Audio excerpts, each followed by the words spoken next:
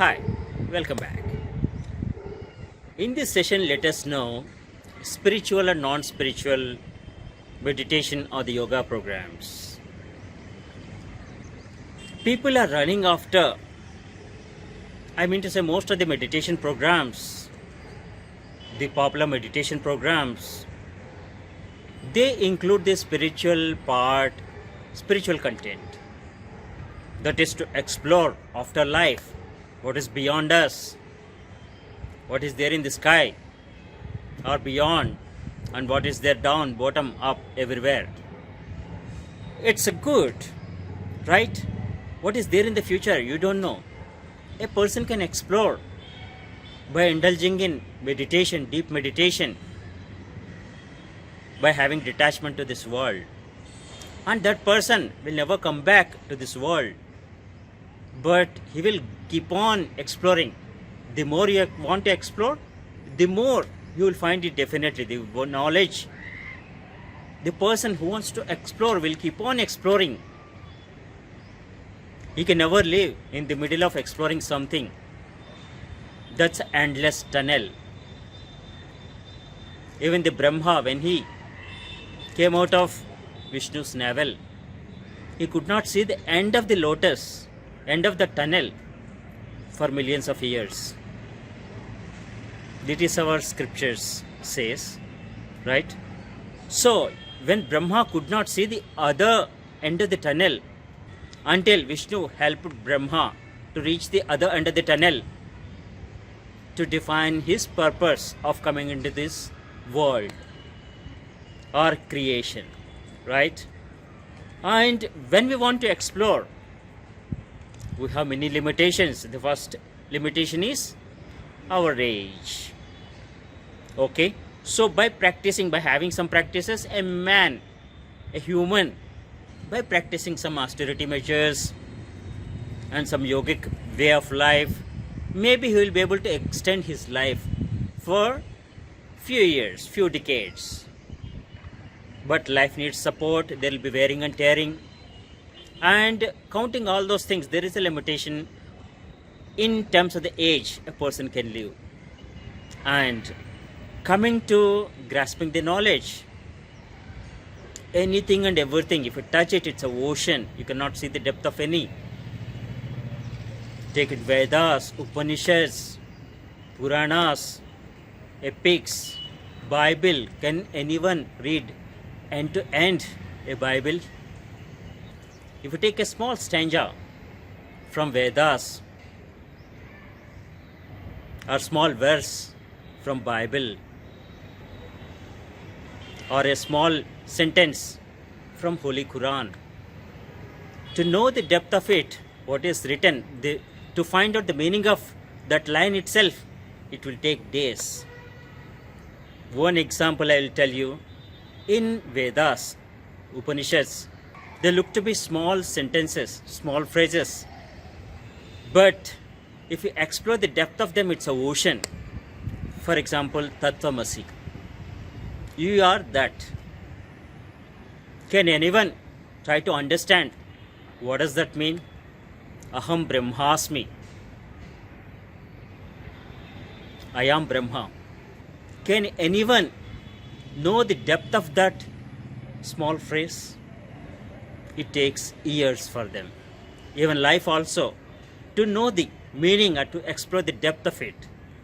So that much literature is available to us in any faith, right? If you understand in the true sense, not go by the translations. Translations may have some adoptions, some perversions, some additions, as per the author who translated it.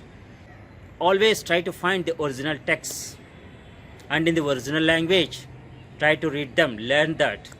If you are really curious to know something, always go to the roots. You learn the Hebrew, you learn the English, you learn the Sanskrit or other languages. All languages are great. If you want to know something, you go into that language, the scripture, the original it was written in that, right?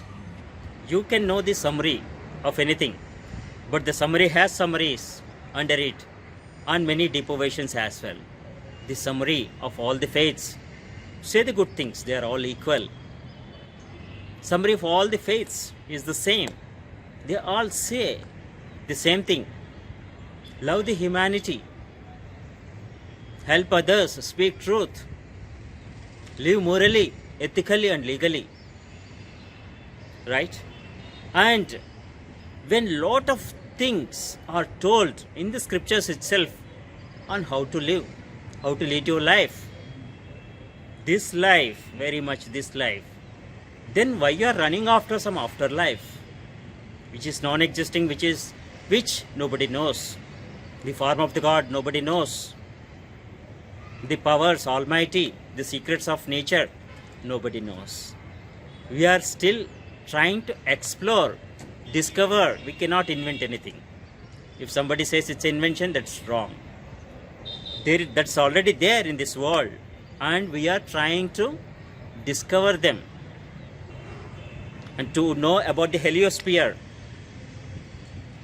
A person, a team of people, hundreds of people, scientists need at least hundreds of years to know the heliosphere. There are spaceships which are sent 40 years, 50 years back. They are there, they are beaming some signals back, and we are trying to analyze that and trying to read and get some knowledge. But if you send today, it will land only after a decade there. That goes beyond the solar system. So, knowledge is ocean. Spirituality is ocean. If anyone wants to know about the God, you should know the qualities of the God. All spiritual teachings say the same thing. Know about you. You are Atma. You are a spot, minuscule piece or part, a pixel of a big image that is Paramatma. So, not even a pixel. If there is any something, sub part of that, nanoth part of that or something, then that is you compared to the big Paramatma, big heavy definition or super definition image. So when you are that much, try to know about yourself. The minute you start knowing about yourself, there will be a connect between you and the God, the Almighty. The knowledge is for the self. If you want to get enlightenment, you enlighten. If one starts sitting and doing some penance and doing some awakening programs, if one is pursuing about the God, the existence of Almighty, the other people start falling on his feet. What is that? He is in process, his process of salvation. If others wants to pursue, they should take their own path. Falling on the other feet doesn't give you blessings, my friends. Right? No man can be a God, God-man. Don't make God-mans. Right? So find the truth. What is the truth?